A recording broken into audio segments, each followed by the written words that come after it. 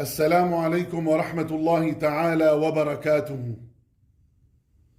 بسم الله الرحمن الرحيم.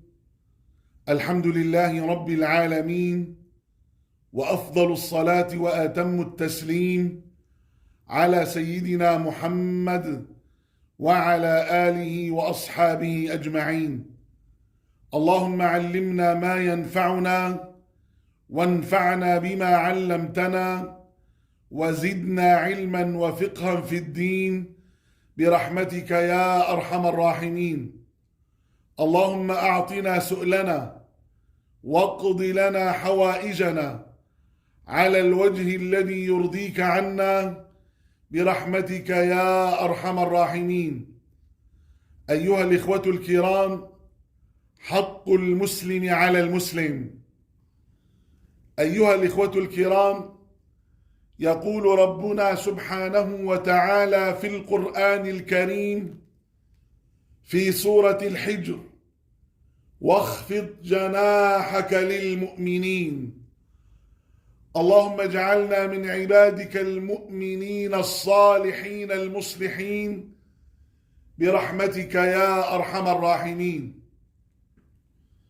ويقول سيدنا محمد صلى الله عليه وسلم في الحديث الصحيح الذي أخرجه الإمام البخاري رحمه الله تعالى في صحيحه، والإمام مسلم رحمه الله تعالى في صحيحه، عن أبي موسى رضي الله تعالى عنه قال: قال رسول الله صلى الله عليه وسلم: المؤمن للمؤمن كالبنيان يشد بعضه بعضا وشبك بين أصابعه، أو كما قال عليه الصلاة والسلام.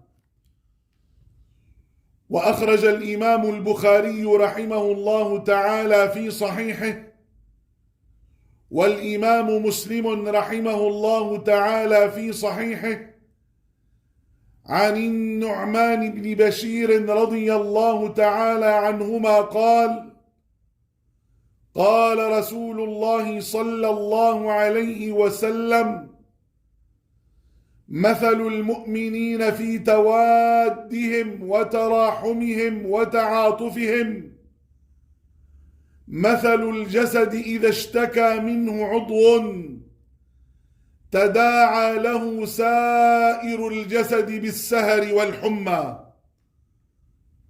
أو كما قال عليه الصلاة والسلام. وأخرج الإمام البخاري رحمه الله تعالى في صحيحه، والإمام مسلم رحمه الله تعالى في صحيحه، عن أبي هريرة رضي الله تعالى عنه أن رسول الله صلى الله عليه وسلم قال: حق المسلم على المسلم 5: رد السلام، وعيادة المريض، واتباع الجنائز، وإجابة الدعوة، وتشميت العاطس، أو كما قال عليه الصلاة والسلام. وفي رواية لمسلم: حق المسلم 6، أي حق المسلم على المسلم 6: إذا لقيته فسلم عليه، وإذا دعاك فأجبه، وإذا استنصحك فانصح له، وإذا عطس فحمد الله فشمته، أي قل له يرحمك الله، وإذا مرض فعده، وإذا مات فاتبعه، أو كما قال عليه الصلاة والسلام. أسمعتم أيها الإخوة؟ أسمعتم إلى هذه الحقوق التي ينبغي على كل مسلم أن يلتزم بها تجاه أخيه المسلم. اللهم ردنا وجميع المسلمين إلى دينك وقرآنك ردا جميلا برحمتك يا أرحم الراحمين.